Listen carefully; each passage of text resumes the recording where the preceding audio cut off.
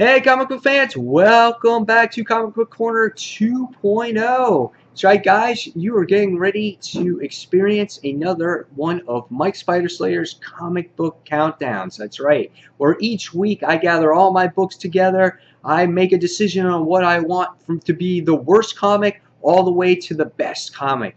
And this week we have a total of 16 comics altogether. 2 of them are not going to be on the countdown, and 14 of them are going to be. The 2 comics that are in the countdown are brand new comics that I have never really read before, so it's not fair for me to really judge them. And so with that being said, let's just jump right into this countdown so the video is not forever because there's a lot of books. So the first book I wanted to mention was Superman issue number 19. This book warrants another read for me. I read this issue and I was happy with it. I enjoyed it. I liked it. And the main reason why I bought it to begin with was I skimmed through it. I liked Action Comics last month. The artwork was beautiful inside of it. You open it up and you just see beautiful art here. That's Wonder Woman right there. And you get to see another nice picture of Lois kind of dressed up as Wonder Woman. Kind of confusing a little bit, but great issue, a nice read, and there's a couple of books that I'm dropping, and this might look like a regular book for right now for me. So Superman issue number 19. The next honorable mention book I wanted to talk about was Swamp Thing issue number 19. Now I've never read Swamp Thing before, and I've heard nothing but great things about it. And there was never a good jumping on point because Rot World was going on, and I felt like I would be completely lost if I started reading it right from the middle or whatnot. So I decided to give this one a try. Now I'm sure that this is not as good as the last story arc because I think, was it Scott Snyder who wrote the one? I'm not sure. Correct me if I'm wrong. If it's Scott Snyder or Jeff Lemire, I'm not sure. But whatever the case may be, I know it's not probably going to be as good. But I'm interested in the character. I want to see what he's about. And another one I want to know about is Animal Man. And I'm interested to read the trade when it comes out on Rot World. So, guys, if you want to give me any information below about Swamp Thing, go ahead, feel free to on the comments below. So now, actually starting with the countdown this week, we start with number 14. That's right, number 14. And that book is Uncanny X-Men issue number 5. Well, it's all about magic in this issue.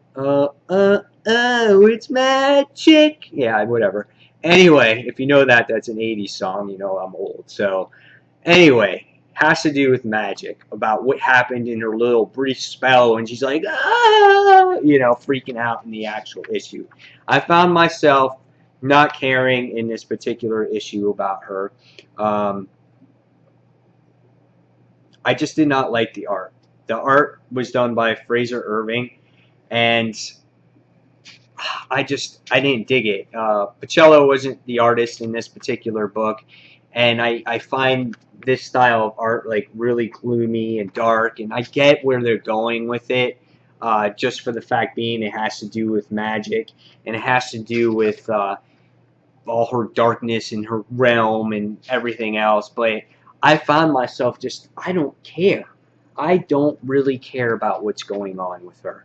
What I care about is the X-Men and having to deal with their new mutant students and having to either get mutants, take over the world, kill the other X-Men, just move on with the story. There's just no real story in this book that has to do with, the other title. It's just, I don't know. I just was very disappointed in this whole issue, and it's quickly becoming a book that is going to the bottom of my list. The last book was all right. This one was just bad. I didn't like it at all. I don't know, 2 stars maybe? Boring. Number 13, Deadpool. Deadpool number 8. Okay, Deadpool actually has a story in this particular story arc, and he has to kill a whole bunch of people. So Michael, the Micromander guy, is in order to live. So I guess he has to do that, and to save, I guess, Agent Preston to bring her back to life. first of all, the art for me, it's good, but it's not as good as Tony Moore's actual artwork in the story. Um, and for me, and I found this happening in the last Deadpool series, is I get tired of Deadpool. I get tired of the jokes and the one-liners all the time.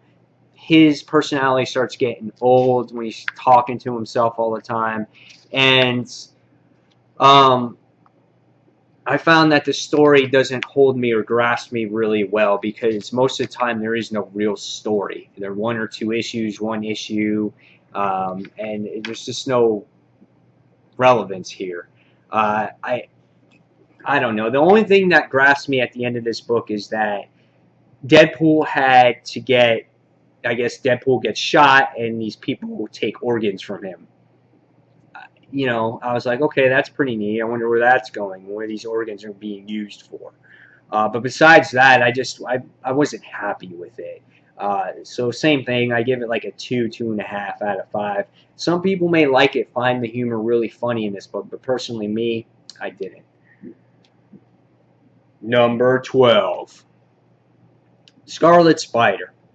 Okay, this was like a jumping on point, a filler issue, and this book had to deal with the Armadillo Man. Yes, and he's crying over his model who he lost, his model girlfriend. And yes, I understand that the whole point of the story is that yes, you're a monster and you can be loved too. And that's why they showed the armadillo, because he's the biggest monster of all, but he can be loved and he can be cherished. And that's what Kane realizes in this issue with Annabelle, and him and Annabelle are hooking up as of right now. I don't care. Same thing. 2 out of 5. 2.5 out of 5. Number 11, Avengers, all new Avengers. This book has to do with the Swan, and it has to do with her origin. Now, the artwork has been consistent in the book, and I truly love that. And in this particular issue, we see lots of dialogue from where the Swan came from.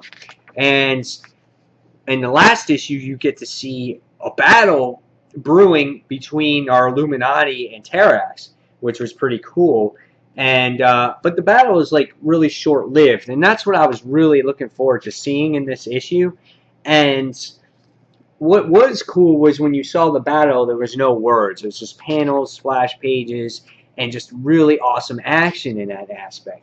But then you go back and you learn about the Swan and everything else that has to do with her and their plan in starting the next incursion happening from Earth being blown up or the universe being blown up or whatever. Jonathan Hickman has his stamp on this actual series now. And as I found the book was okay, I find myself going, same thing. I'm not really interested too much into the Swan, but I want the story to move along now. We kind of have been stuck for the past couple issues on the exact same point, 2-3 issues now. And I know it's kind of a little bit like Hickman's style there, but it's a slow progression right now, and I want to see the book move forward, okay? We know what's going on. We know what's happening with the universe. We know it's blowing up. What's moving forward? Let's move forward with the title. But I liked it. It was okay. I'll leave it up to you guys. It's a 3 out of 5 for me. Number 10, top 10, Avengers Arena. Cover's pretty badass. I like how it's a actual like video game, like Sega Genesis game, like cartridge game. I like the cover of the actual book. This book wasn't nearly as good as last month because it focuses on arcade. But you do get to see in this issue what happens to our two missing characters, which was Chris, who is Darkhawk, and Justin, who is the child or teen that actually builds the Sentinel, which was pretty cool. In this issue, you get to see a lot of what happened to Justin. You know, you get to see what's his name, Nara and I'm sorry, not is it Chase? No, I forgot. Oh, Anchorism. That's right. Nair and Anchorism actually like hook up, and you know, I guess they're an item now, which is pretty neat. You know, you see them hook up there, and the main part of the issue though is that you get to see Justin going after revenge with X-23, and basically starting to want to slaughter everyone that, you know, did some damage to him that almost caused him to die. So now you're seeing the island really go against each other. And then the next thing you see is Darkhawk make his appearance, and you're like, oh shit, Darkhawk is back, and the new Darkhawk is Chase, I guess. So yeah, really interesting stuff to see what happens in, you know, in the future of this series. This issue wasn't as good as the last one, but still it was a solid read, and I'm giving this one like a 3.5 around there. Number 9, Flash. Flash was almost like a filler issue this particular month. It had little to do with the Reverse Flash, as you can see with the gatefold cover. This issue has to deal with Flash, how he lost his powers, and he's waiting for him to return, and he has to get what's that guy's name? Is it the Trickster? Out from jail, or he wants to, and it was a good issue. The artwork is not as good as it usually is. Reason being is that you got a couple different artists on this book. You got a different writer as well. You got, you know, Brian Puzzoletto, who writes pages 1 through 18, and then there's co-writers from 19 and 20, and then there's different artists from 1 through 18, and different artist pages on 19 and 20, and you're just like, wow, there's a lot going on in this book, but yet it was somewhat of a filler issue, and it looks like things are going to take shape in issue number 20, because at the end of this book, where you get the best part of the book, is you get to see the Flash, or Reverse Flash, introduced right here, and you're like, yes, yes, and it says next, the all-new Reverse Flash is here. So finally, after we've seen the cliffhanger from the last issue, we get to see the Reverse Flash in issue number 20. So that's what I am looking forward to. So we have a 3.5 out of 5 stars for Flash issue 19. Number 8, Batman Incorporated. This was a badass freaking fold-out cover, if I say so myself right here. Like, yeah, baby. Freaking Batman's going to be the Man-Bat? Hell yeah. So this issue has to do with, it's hard to remember this particular one, because I read this last week, so I don't even know. Batman is no longer a hero. He's a wanted criminal here in Gotham. You can see that they're putting up the posters up, and you see actual Bruce going to Kirk Landstrom for the Man-Bat serum. And what happens in the issue that you see is that he injects himself with this serum, and you see him change, and you're like, oh man, and it looks like he's going after Tal Al Ghul, and he looks like this, and I was like, whoa, that's pretty badass. It's hard for me to remember a lot of this too, because I didn't read Batman Incorporated too much until the death of Robin, but you get to see the clone Robin actually get shocked, and he could have died by this electromagnetic stuff. But anyway, it was a fun read. I liked it. It was a 3.5 out of 5. This is really the first, I guess, part of the story besides Robin's death, or besides Damian's death, that I'm really reading into the story. So it's almost like a brand new book for me as well. But it was good. It was 3.5 out of 5 stars. Number 7, Guardians of the Galaxy. This was a nice read. Brian Michael Bendis is the writer. Penciler Steve McGiven and Sarah Pichelli. Last left off in the last issue, we get to see Earth was being invaded, and the book goes back and forth between the the negative zone and all these ambassadors of the planet, about them talking about Earth and how is it going to be off limits? Is it going to be off limits to aliens and to everybody else because they feel that it's a threat against the universe? How every time people go against or aliens go against Earth, it always you know they always wind up prevailing and things like that. And basically, in a nutshell, Earth is off limits, and Star-Lord is the one that is under arrest in the whole thing by his own dad's army, and you get to see that at the actual end of the book, which is really cool. Now, the artwork is done really, really well in this book, and it provides lots of action that I enjoy seeing, and the visualizations here is really good with Drax, and you're in a suspense with with uh, Groot, because he's just like a piece of wood and he's trying to grow, and Rocket Raccoon with his big ass guns, and it was a fun read and I enjoyed it a lot. So I'm giving this one a 3.5 out of 5 stars as well. Number 6, East of West. Number 2. Now, of course, Hickman writes this book, and it's going to go over a lot of people's heads. So what I'm going to tell you guys is to read it, to understand it. It is very good. The artwork is done tremendously. I did a more in-depth review on this actual book, how it is drawn, how the Horsemen are trying to kill all the presidents to get the president of their liking so they can destroy the world.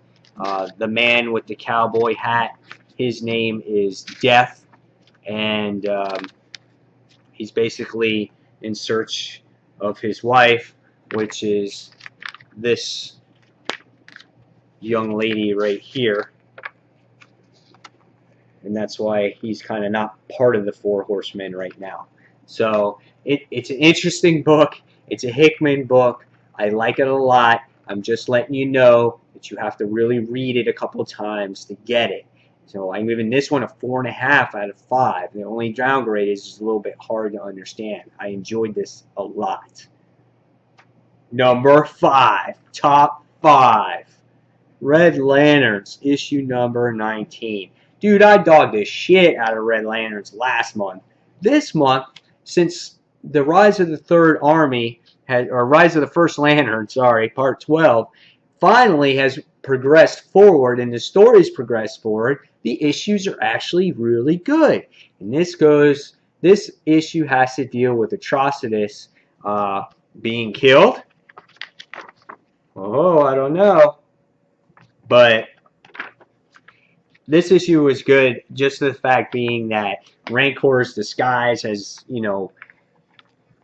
no longer in effect, and he was trying to see this girl, and it was all bullshit, and Bleez was actually involved with everything, and she thinks he's his girlfriend, so that was a little funny part. But the main book had to do with Atrocitus actually gathering his Red Lanterns, and he gathers his Red Lanterns, and he says, "Kill me. I want you to kill me. That's an order." And all the Red Lanterns are like, "What?" He's like, "I looked up to him, blah, blah, blah. I'm dead." And what happens is when all the Red Lanterns actually go to kill Atrocitus, he actually finally, he like sees the light as he's about to die. And he sees rage from every Red Lantern there is in his core. And he knows everything about every Red Lantern. And what happens now is it makes him ready, and he's filled with more rage than he can feel ever before, and now he's ready to go and take on the First Lantern, which was really cool. Artwork was done very well in this book. You can actually feel the anger of Atrocitus, something that's been missing in the Red Lantern book and in the character for a very long time, and I'm happy to see that back. So this was a really good book. I quite enjoyed it. Definitely makes the top 5 list of this week, and I'm giving it a 4 out of 5. Number 4, Invincible, issue number, what are we on now? 102. Dude, major shit happens now with Invincible. This book is written by Robert Kirkman, and the artwork is done by Ryan Ottley, which these two have been on this book since its start. Ryan Ottley does phenomenal artwork, great pencils in the job in these issues. The battle scenes are just tremendous. Here's more character, sketches there. When Invincible goes into battle scenes, it's like Dragon Ball Z. They just go all out. They pound each other to shit, and there's always blood gushing out everywhere, and there's eyeballs always popping out with Robert Kirkman's books, and it's just really great stuff. But in this issue, you get to learn that Omni-Man, which is Invincible's father, Nolan, is now the leader of the Viltrumite army, and he is requiring peace amongst Viltrumites, humans, and everybody else so they can exist on the planet Earth. And we find out a big development in this particular issue that Mark and Adam and Eve are now going to get married. And in the last issue, you found out that she was pregnant as well. So huge things are developing in the Invincible universe with Adam and Eve and Mark and Nolan as a new Viltrumite leader. Great stuff. It's a fun read. There's lots of story here. You won't be disappointed with Invincible. And when the action happens, man, it happens hardcore. So Invincible issue 102, in my book, gets a 4 out of 5. Top 3. Number 3. Injustice, Gods Among Us. In this issue, we were introduced to Aquaman. And Aquaman was a freaking badass mother. Boop! I mean, this guy was all over it. You actually think that he was going to go toe-to-toe with Superman and beat him down. And the great thing I loved about this particular issue was the tension that you felt between Aquaman and Superman, Aquaman and Batman, because like Aquaman and Batman were communicating with each other, and it was just like he was setting them up, and you can see that it's just like Superman ripping off his mask when he's talking to him, and it's, oh my god, the tension you felt in this book was phenomenal. I loved it so much. And it had all your characters like Green Lantern, it had Shazam, and obviously Wonder Woman at Superman's side. And Wonder Woman is really taking away like the human aspect, I feel, of Superman. Because in the end, Aquaman's kind of trucing with Superman, and Aquaman says, tell Clark that I'm sorry about Lois. And Wonder Woman just gives him a briefing of what happened at the end of the issue, and he goes, was that it? Is that all he said? And Wonder Woman's like, no, nothing. And you're like, dude, Wonder Woman's holding shit from Superman so he can be a super badass, and she can be at his side. I thought this book was awesome, and it was just like, again, the tension building between it was just phenomenal. So I'm giving this one a 4.5 out of 5 stars. This Injustice series has been such a fun thing to read. I loved it. Number 2. Unleashed. Grimm Fairy Tales presents Unleashed. So guys, for Zenescope Entertainment, this is their epic event of the summer. They've never really put out a major event in their comics before, but the universe has grown enough now where they can do it, and they have a following of where they can do it. And this series has to do with some of the major players. If you're familiar with the Grimm Fairy Tale universe, it has to do with Selah and Belinda, and they go against this creature by the name of the Being, and a vampire, I guess, a lead vampire, and her name was, trying to remember what her name was real quick, Samara, and it's this chick right here who again leads the vampires, and she gathers this creature by the name of the Being, which is him, into the realm of Earth, and he's basically going to make Earth the way it should be ruled by werewolves, zombies, vampires, you name it, that's what it's about. And in the beginning of the issue, you witness Zeus and all the other gods trying to destroy him before he actually leaves the realm. And let's just say it was an epic failure. This book was really well done. It's a little bit pricey. It's $5.99.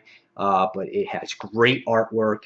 Van Helsing's in it, like I said, and Belinda, and these characters that have been familiar in the Grimm Fairy Tale universe. And here's more artwork here. And it's just going to be this great event that Zenescope Entertainment presents to you. And they have tie-in books if you're looking to follow tie-ins where it has to do with, again, hunters, demons, werewolves, and zombies, and they're all being released at different times. So really cool stuff.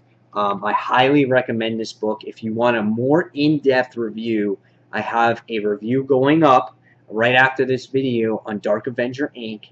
It's really in-depth, gets you to know a little bit more about the book. I think you'll quite enjoy it, and check it out. So this is Grimm Fairy Tales Unleashed, 4.5 out of 5. Great story, great artwork. The writing is done by Patrick Shan, who has also done Godstorm and who has also done Robin Hood as well. And he has Robin Hood, the second series, coming out, I think, next month. So look forward to this, guys. This is good, especially if you're tired of freaking Marvel, tie-ins or Marvel events. And finally, the #1 book of the week is Ultimate Comics Spider-Man issue 22, The Venom War. Now, if you guys have seen my channel, I have already done an in-depth review on this particular book. But Ultimate Spider-Man, this issue is where it's at. Man, I am so happy that I started reading this book at this particular story arc. There is so much crap that has happened in poor Miles Morales' life that you can't help but feel for the character. That's what makes this book so good. Not only is the story is done really well, and not only is Venom a formidable foe for Miles, it's the way the artwork is drawn on him, and I said this before, is that he's just some oversized Garth of a looking creature who is so intimidating that you would never want to battle him, that you would completely run away from him. It was such an awesome issue. And again, you feel for Miles because he has so much loss in this issue. And you finally see who Venom actually is in this issue. And no wonder the kid wants to quit being Spider-Man after you've seen what he's been through. The paneling is so good and so well done. It's like you're watching a cinematic movie, especially in the middle of this book where Miles is actually battling the symbiote. Such a well done, well written, excellent book. Brian Michael Bendis hit the nail on the head with this. Fantastic stuff. This was a great arc to jump on Ultimate Spider-Man, and I can't wait to read future issues of this story. So this one deserves the 5 out of 5 for the week. And that is it, guys. That concludes the countdown for the week. I hope you guys enjoyed it. Tell me your favorite books of the week. Do you agree? Do you disagree? And any additional information that you want to put in this video, please feel free. I read every single comment. I try to write back as much as I can. It's tough sometimes when I got 2 channels, a podcast, 2 kids, 2 jobs, and everything else. So I try to get back to you as much as I can. I truly appreciate everything that you guys write and watch and all that other stuff. So guys, that concludes this week's countdown, and I hope you stay tuned for the future reviews and next week's countdown. And guys, as always, thank you for watching Comic Book Corner 2.0, and this is Mike Spider Slayer signing off, and I'll see you guys real soon. Take care, everyone. Bye.